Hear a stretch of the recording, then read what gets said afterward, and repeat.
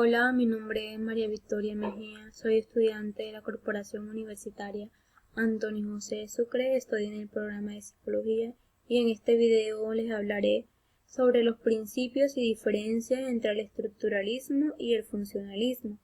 Mi compañero José les estará hablando sobre los mecanismos de defensa.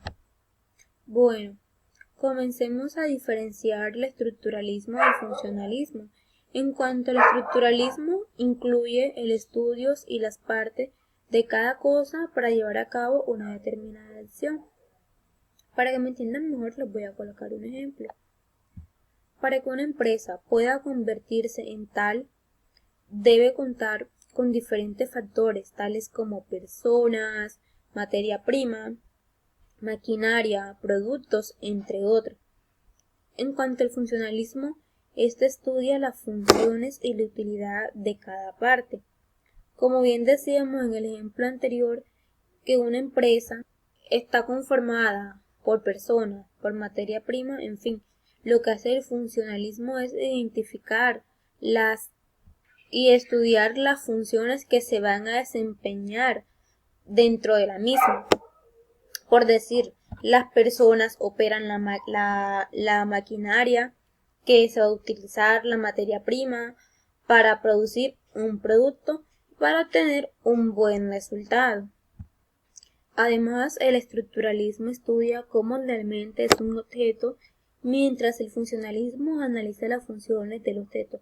Por ejemplo, cuando yo le digo a un niño, hazme el favor de identificarme las partes de un teléfono. Entonces el niño me dice, el teléfono está conformado por una pantalla, por un teclado y por una cámara.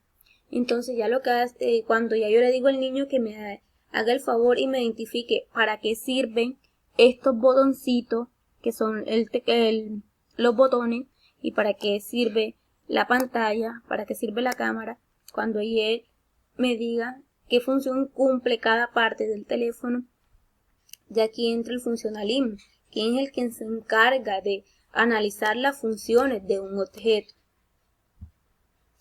También podemos decir que el estructuralismo está enfocado en la relación que hay en una estructura y el funcionalismo se basa en qué y para qué o por qué se emplean las cosas.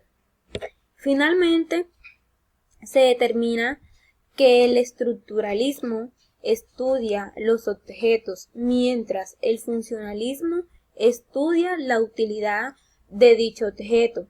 Como bien le colocaba en el ejemplo anterior, que ya era el niño, cuando ya no conocía el objeto, ya eso, quien se encarga de eso es el funcionalismo, de reconocer ese objeto, de estudiar ese objeto y para qué se utiliza cada parte de ese objeto. Como bien decíamos en el ejemplo que era un teléfono, el funcionalismo se encarga ya de decir el botón sirve, el botón del teléfono sirve para subir el volumen o para bajar el volumen, perdón.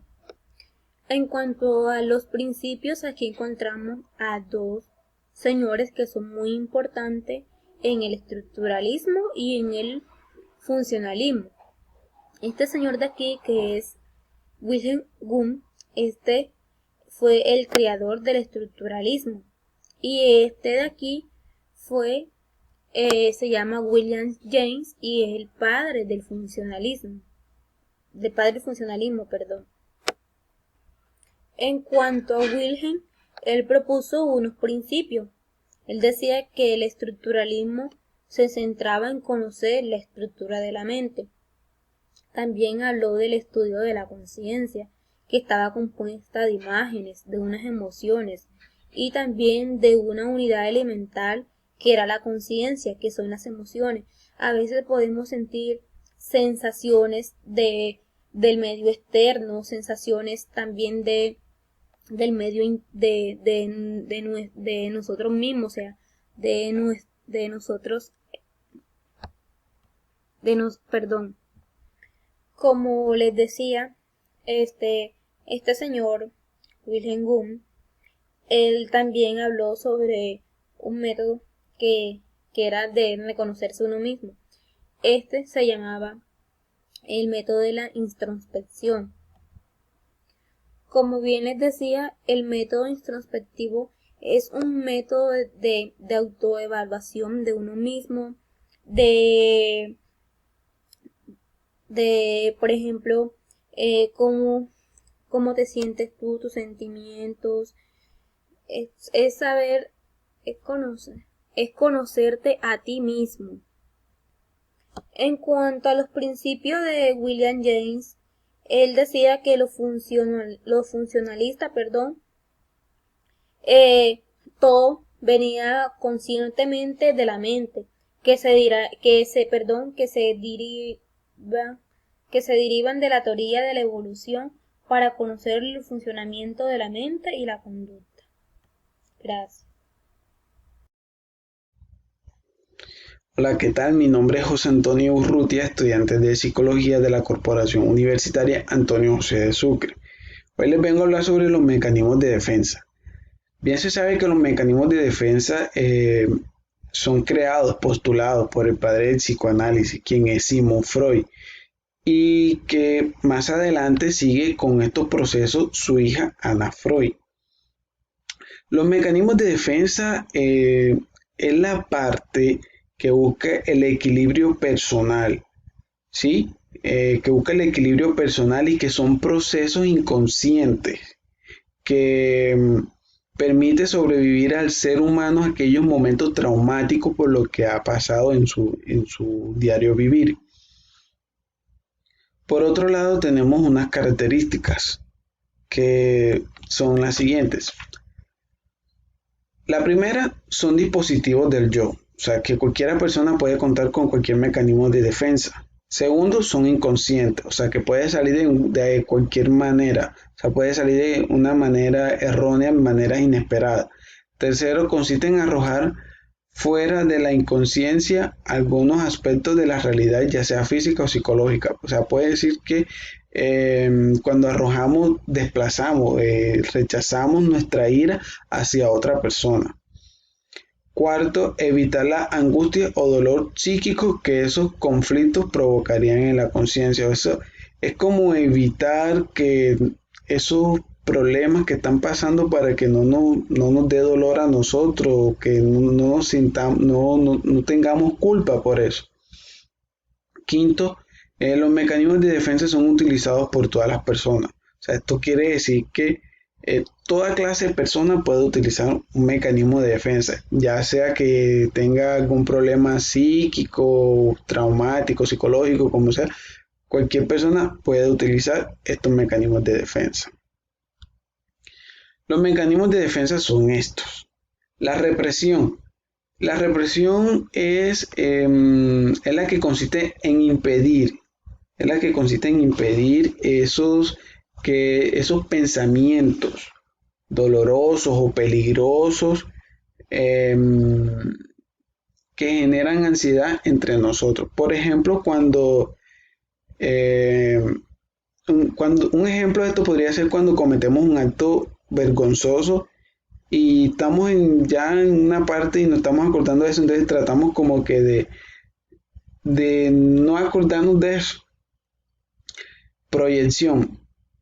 La proyección consiste como en atribuir nuestros defectos o afectos eh, o pensamientos, ¿sí? O pensamientos, deseos inconscientes hacia otra persona.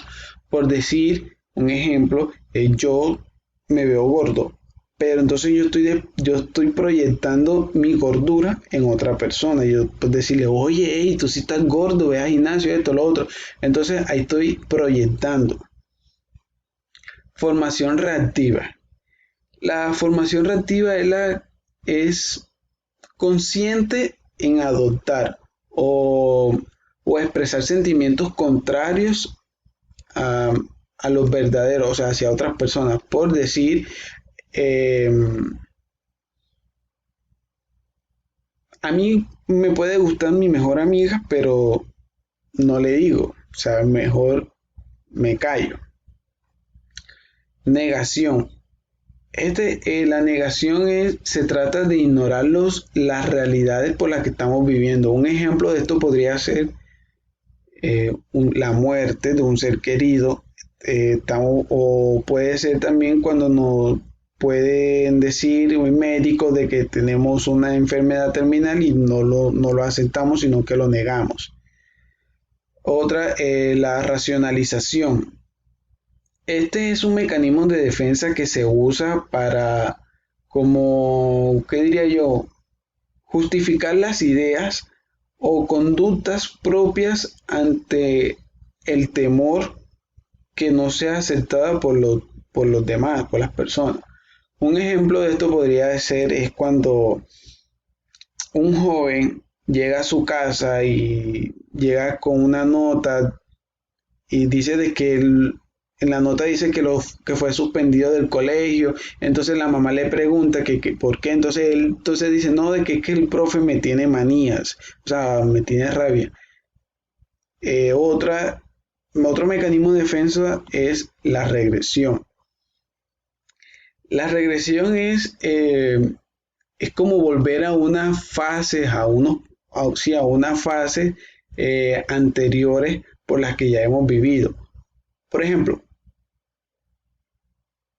pedirle permiso a nuestros padres para que un joven como de 15 años, pedirle permiso a un padre eh, para ir a una fiesta y el padre se niega en decirle que no va para la fiesta, entonces hace berrinche, se comporta como un niño de 5 años. Fijación. La fijación puede darse por un apego exagerado o un objeto cualquiera externo. Por ejemplo, es cuando hay una sobreprotección de una madre hacia su hijo. Por otro lado tenemos el aislamiento. Este aislamiento se huye del conflicto separado de, de los demás afectos. Es como por ejemplo, cuando por ejemplo hay un abuso sexual hacia una persona y este considera de que no es algo importante, entonces se mantiene aislado de las demás personas o no le da importancia tampoco a esto. El otro es aislamiento, bueno, identificación. La identificación es como incorporar, incorporar las actitudes o tendencias de otras personas. Por ejemplo, podría ser cuando un niño actúa igual a sus padres. Eso es porque está adquiriendo las conductas de su papá, ¿ya? O sea, quiere imitarlo, quiere tener una identificación hacia su padre. Por otro lado, tenemos la compensación. Bueno, la compensación es una forma de comportamiento por lo cual las personas tratan de reemplazar algún defecto que tiene. Por ejemplo, cuando las personas se complejan por su estatura, por si son bajitas o por si son morenos o por cualquier tipo de complejidad que tenga en su físico, entonces ya ahí tiene una compensación. Por último tenemos la sublimación. La sublimación son